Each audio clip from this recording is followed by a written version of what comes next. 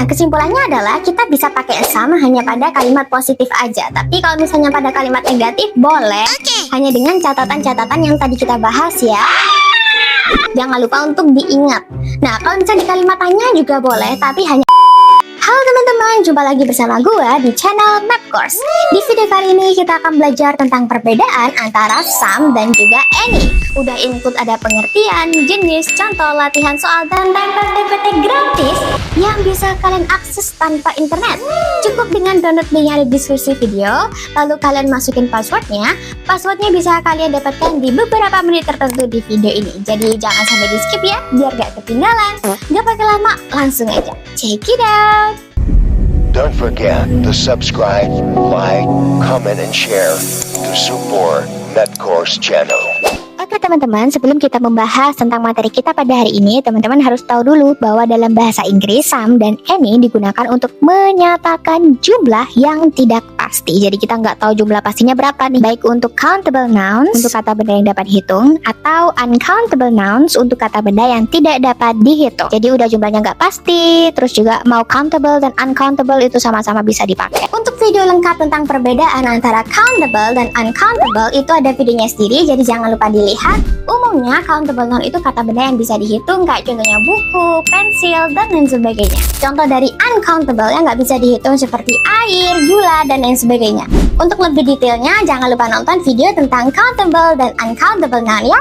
Oke baik, pertama-tama kita bahas penggunaan some terlebih dahulu ya. Fungsi utamanya untuk apa sih? Yang pertama, umumnya untuk kalimat positif, tapi juga bisa loh ada kalimat tanya dan kalimat negatif. Namun ada beberapa catatan, yaitu catatannya hanya pada penawaran atau offering atau offers, dan permintaan yang sopan atau request. Serta some bisa digunakan untuk countable, benda yang bisa dihitung, maupun uncountable noun, benda yang nggak bisa dihitung, jadi bebas. Selanjutnya untuk contoh pengimplementasian pada countable dan uncountable. Kalau countable contohnya adalah apples, jadi kita bisa bilang some apples. Kita tetap harus pakai plural ya pada countable, jadi harus wajib banget pakai imbuhan s ataupun es setelah kata bendanya untuk menyatakan oh ternyata apelnya lebih dari satu, tapi gue nggak tahu pastinya berapa. Makanya kita pakai some apples. Berbeda dengan uncountable noun nih, kita nggak bisa pakai imbuhan ses, kita nggak bisa pakai bentuk plural, yaitu ada contohnya tadi sugar, gula, some sugar. Nah untuk video lengkap tentang plural noun itu seperti apa, kapan kita pakai s, kapan kita pakai es, atau kadang nggak ada ses tapi kok udah jamak, nah itu ada videonya sendiri. Jangan lupa nonton video plural noun. Nah contoh kalimatnya nih, I have some friends, aku memiliki beberapa teman-teman. Jadi temannya nggak tahu jumlahnya berapa, yang penting lebih dari satu. Selanjutnya we need some water, kita kayaknya butuh nih beberapa air tapi nggak tahu pastinya berapa. Next, would you like some tea? Nah ini untuk menawarkan, apakah kamu suka dengan teh? Itu offering ya, penawaran. Boleh lah kalau misalnya kalimatnya itu berbau offering, dan juga boleh kalau misalnya berbau request atau permintaan. Contoh kalimatnya, can I have some juice? Bisakah aku mendapatkan beberapa jus? Nah itu kan permintaan halus dan sopan, kita boleh pakai some. Tapi kalau misalnya selain offering ataupun request, kita nggak boleh teman-teman pakai some, kita pakai any. Selanjutnya kita akan membahas penggunaan any. Untuk yang pertama adalah fungsi utamanya apa aja sih? Any bisa digunakan pada kalimat negatif dan kalimat tanya saja. Beda ya, kalau misalnya positif kita pakai some, kalau negatif dan tanya kita pakai any. Kecuali kalau kalimat tanya itu mengandung offering, penawaran, atau request, permintaan sopan, kita baru pakai some. Selain itu juga any ini bermakna atau pada konteks negatif guys, dimana akan gue jelasin nanti. Nah selain itu juga any bisa digunakan dalam kalimat yang menyatakan kemungkinan umum atau keberadaan. Dan terakhir bisa berarti bebas atau tak terbatas, tergantung pada konteks kalimat yang akan kita buat atau yang mau kalian ucapkan. Nah sama seperti some, any juga bisa digunakan pada countable dan uncountable. Contoh pada countable ada any pens, any chairs. Tetap ya harus pakai plural noun, harus ada imbuhan ses pada countable. Tapi dalam uncountable noun kita nggak perlu pakai imbuhan ses, kita nggak perlu pakai plural noun. Contohnya ada any oil, any rice. Contoh kalimatnya, I don't have any money, aku nggak punya uang sama sekali. Nah itu konteksnya kan negatif ya, kasihan nggak punya duit. Terus yang kedua ada do you have any questions? Nah ini netral, apakah kamu memiliki beberapa pertanyaan? Nah ini kalimat tanya yang nggak mengandung penawaran, offering, ataupun request, jadi kita pakai any. Selanjutnya adalah is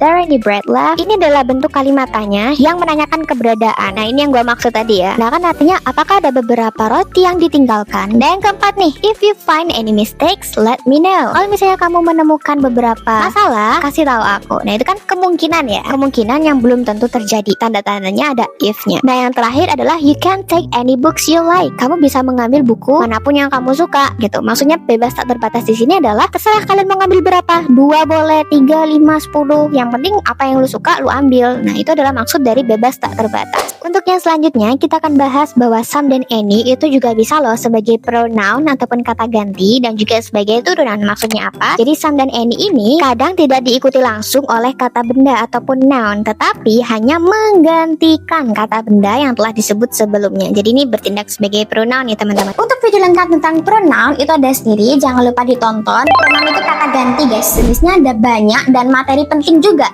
Jadi buat kalian biar nggak kebalik-kebalik, jangan lupa nonton ya video tentang pronoun. Soalnya gimana sih kak? I broke some cookies. Would you like some? Nah, ini setelah some malah tanda tanya nih, nggak ada kata bendanya. Nah, ini sebagai pronoun. Untuk menggantikan siapa? Menggantikan cookies. Kan artinya saya membawa beberapa cookies. Apakah kamu mau beberapa? Nah, itu kan kayak menggantikan si cookies. Itu sebagai pronoun. Selanjutnya adalah I didn't bring any pens. Aku nggak membawa beberapa pensil. Do you have any? Apakah kamu punya beberapa? Nah, itu untuk menggantikan siapa ininya? Menggantikan pens. Jadi setelah any ataupun some tidak ada kata benda, tapi hanya menggantikan noun sebelumnya. Biar nggak pemborosan kata gitu loh teman-teman. Nah, tadi kita udah bahas nih some dan any untuk pronoun ataupun menggantikan kata benda sebelumnya. Selanjutnya kita akan bahas some dan any pada fungsi turunan. Kalau misalnya untuk orang, apabila kita mau menggunakan some, kita pakai someone atau somebody. Untuk any kita bisa pakai anybody atau anyone. Untuk tempat kita bisa pakai somewhere, dan untuk any kita bisa pakai anywhere. Contoh kalimatnya, there is somebody at the door. Ada seseorang di pintu. Maksudnya di sini kita nggak tahu orangnya siapa, makanya kita pakai somebody. Kenapa nggak anybody? Karena ini konteksnya positif. Jadi kalau misalnya kalimat positif kita cuma bisa pakai some, oke? Contoh selanjutnya adalah kalimat negatif. Otomatis kita pakai any. I don't know anybody here. Karena ini adalah konteksnya orang. Aku nggak tahu siapapun orang di sini. Jadi kita bisanya pakai anybody atau anyone. Terserah bebas teman-teman suka yang mana, pakai aja. Yang terakhir adalah is there anyone who can help me? Apakah ada seseorang yang dapat membantuku? Jadi karena kita nggak tahu siapa yang mau bantu kita, jadi kita pakai anybody atau anyone. Karena ini juga kalimat tanya, dimana kalimat tanyanya nggak ada mengandung offering atau penawaran, dan juga nggak mengandung request atau permintaan sopan, jadi kita pakai any. Nah, sebenarnya untuk materi anybody, anyone, terus juga ada nothing, itu ada videonya sendiri, yaitu tentang indefinite pronoun. Jadi buat kalian jangan lupa untuk nonton video itu juga, biar materinya lebih banyak dan biar nggak kebalik-kebalik. Kapan ya kita pakai ini, kapan ya kita pakai itu. Nah, jadi jangan sampai lupa untuk menontonnya ya. Dan yang terakhir adalah ada beberapa materi tambahan yang bisa teman-teman ingat dan catat. Untuk yang pertama, some dan any juga ada pada pengekspresian umum yang biasa kita jumpai pada kehidupan sehari-hari. Contohnya, some of them are absent today. Ada beberapa di antara mereka yang absen hari ini atau tidak hadir. Terus ada any of them. Do you know any of them? Apakah kamu tahu beberapa di antara mereka? Selanjutnya ada for some reason. For some reason she left early. Untuk beberapa alasan dia pergi lebih awal. Dan yang terakhir adalah at any time. You can contact me at any time. Kamu bisa mengkontak ataupun menghubungiku di lain waktu. Jadi kayak gitu ya teman-teman. Selanjutnya yaitu grammar warning. Hindari double negative. Jadi teman-teman gak boleh pakai double negatif ya. Contohnya, benar ketika kita mengatakan I don't have any money. Itu cukup. Salah ketika kita mengucapkan I don't have no any money. Udah don't ditambahin no. Jadi ini yang dimaksud double negatif. Jadi cukup I don't have any money aja ya. Oke, ada beberapa notes yang bisa kalian catat ya teman-teman. Kalau misalnya some itu bisa muncul dalam kalimat negatif juga jika maknanya khusus. Contoh, I didn't eat some of the cookies because I didn't like them. Kenapa ini kok bisa pakai some kak? Karena apa? Karena kalimat ini bukan menolak seluruh jumlah cookiesnya ya, melainkan sebagian dari cookies tertentu yang tidak dia makan. Berbeda dengan kita mengatakan I didn't eat any cookies. Berarti kita benar-benar gak makan sama sekali. Tapi kalau misalnya beberapa aja yang kita gak makan, kita pakai some itu boleh. Dan catatan yang terakhir, any tidak bisa dipakai dalam kalimat positif kecuali bermakna bebas tak terbatas seperti yang udah gue sebutin sebelumnya. Nah, kesimpulannya adalah kita bisa pakai some hanya pada kalimat positif aja. Tapi kalau misalnya pada kalimat negatif boleh, hanya dengan catatan-catatan yang tadi kita bahas ya. Jangan lupa untuk diingat. Nah, kalau misalnya di kalimat tanya juga boleh, tapi hanya untuk dua hal. Kalau kalimat itu mengandung penawaran ataupun offering, menawarkan sesuatu, dan juga request, permintaan sopan gitu. Nah, untuk any itu umumnya digunakan pada kalimat negatif dan kalimat tanya. bolehlah dipakai untuk kalimat positif, tapi kalau misalnya artinya bebas tak terbatas, kayak yang kita bahas tadi di awal. Nah, kalau misalnya kalimat negatif itu emang pakai any. Nah, kalau untuk kalimat tanya, selain offering dan selain request itu pakai any. Kalau kalimat tersebut mengandung penawaran, offering, atau request permintaan itu pakai some. Selain itu kita pakai any, oke?